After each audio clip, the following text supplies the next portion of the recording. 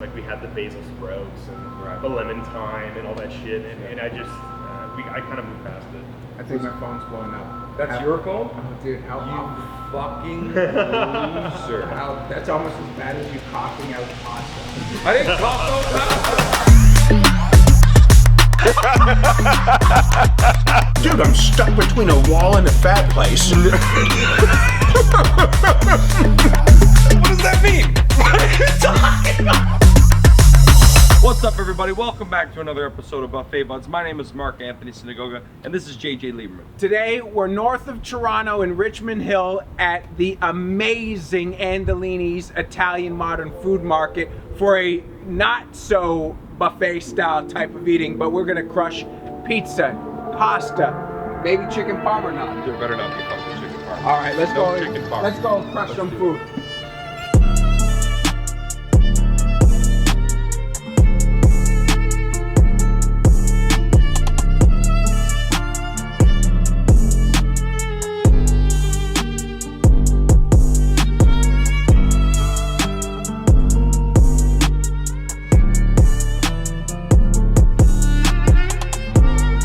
We're here with Chef Alex, or Chef. Thanks for having us today. What's going on today? Take us through what's the game plan. All right, so we're gonna get a bunch of stuff going for you guys. We got some sandwich, gnocchi, couple pizzas, and then our big main called Derek on them. So yeah, you guys are gonna be well fed for sure. This is steak Andolini. We're just doing a steak sandwich special, and it was kind of boring. We were like, how do we make this better? The answer was fried eggplant. This is ribeye because it's so thin. So we actually cook it on the cast iron. So you guys do your own homemade tomato sauce? Yeah, of course. I love that, of course. Yeah, Parmesan is the king of tomatoes, especially for tomato sauce. I'm so glad you're telling him that. Like, I'm aware of all this. I'm But like, you might be aware, but Joe Blow dumbass might not know what a Sam Margarita That's your call our fan base, Joe Bull Dumbass. So these are the spaghetti buns. We make these in house as well. bread's in house. Everything's in house. Yeah. So this is bomba calabrese. So it's basically just eggplant, mushrooms, a bunch of different chilies. Yeah, we're gonna line the bottom of the bun with this stuff here. Oh, yeah. And you know what? Something my nonna says, she'll always be like, if you ask her who's the best food in Italy, she'd be like, the calabrese is the best. So this is just provolone, slice it super thin. The king of layered Italian up. sandwich cheese. Oh, man, dude, this thing looks fucking unbelievable. It's a really good sandwich. And the meat's not even on it. Cooks quick, eh? Super quick, yeah, but I don't really want to touch it. I'm trying to get some color on it. Right. Oh, no, you're trying to get like a nice little sear action. Yeah, stuff's good to come off. I'm very excited right now. Get this on Yeah, here. this looks big league, man.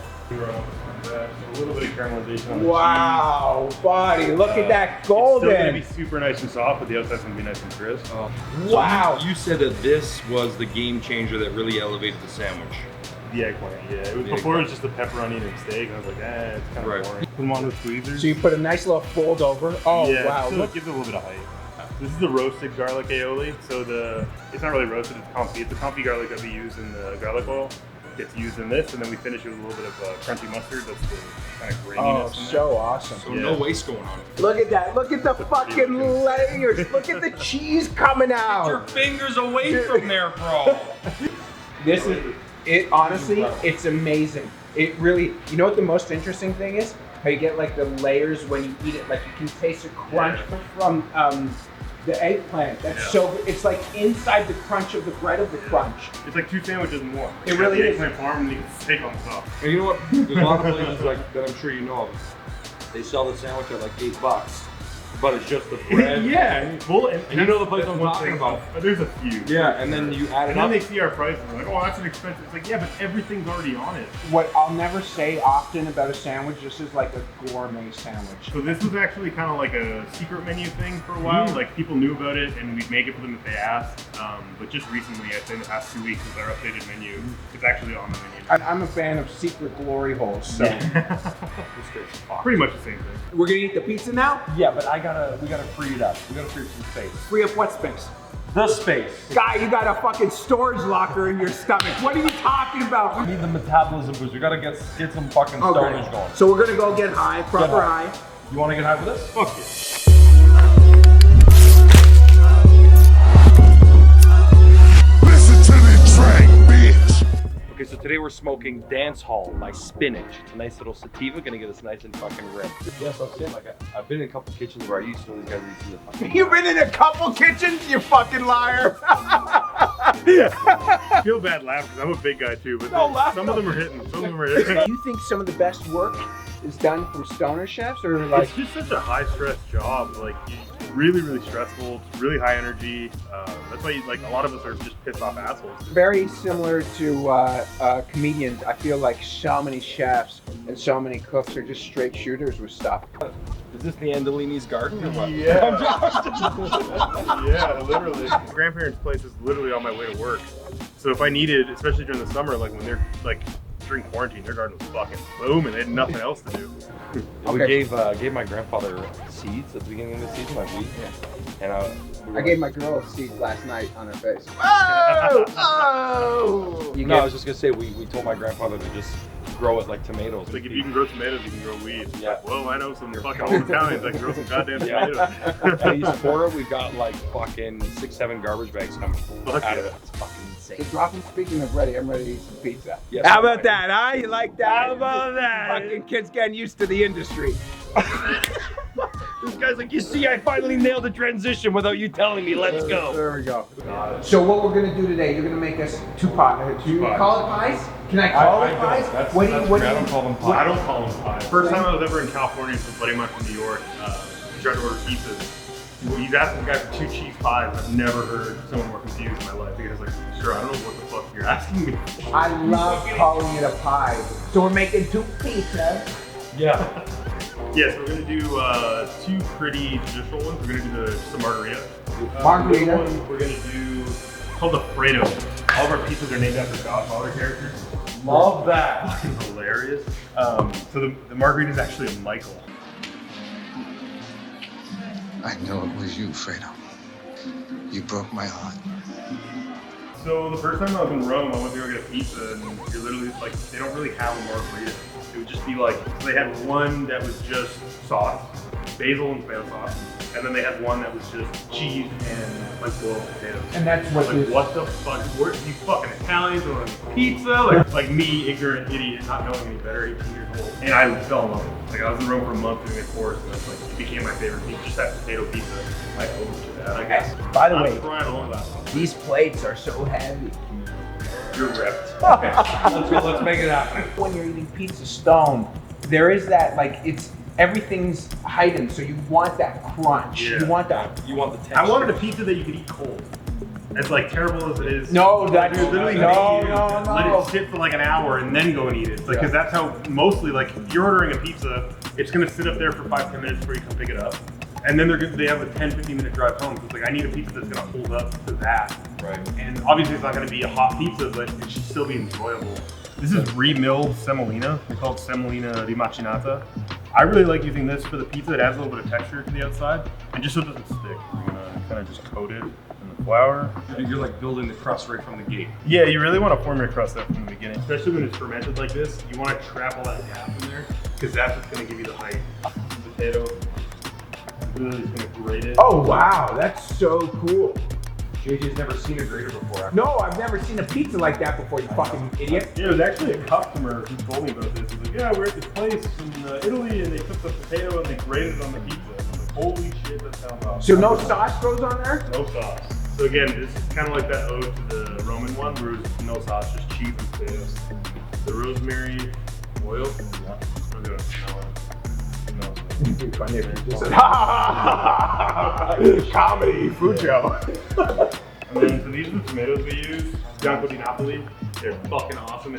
But it's the best tomato. It's the king of. So are they coming whole or are they coming crushed? These ones come in crushed, just because they're a little bit cheaper. Okay. And during COVID, the price on these shot up like $10 to $15 a case. You know the best part about this? We only have to wait 90 seconds. So you get it away from, look at that bitch go. I love that, the tilting action. Wow. So you keep it away from the fire as much as Yeah, possible. it'll burn real Yeah. quick. So where are we at? About 55, 60 seconds or almost done? Wow. Big meat. Fuck, look at that. Ooh. Now that's a fucking pizza pie. It's gonna change day by day. And then, yeah, this guy. Do you fold it over, or what do you do? What's the best way? You're just like a For this style pizza, I like to fold it. There we go. I like getting a bite of everything. And every bite. When you get high, if you were to order pizza, this is what you're getting? But yeah, pretty much. To test the pizza place, you gotta go with the Margarita. You taste the sauce, you taste the cheese, you taste the dough. I totally see what you mean about the sweetness of the sauce. It's There's like no acidity to it. It's crazy.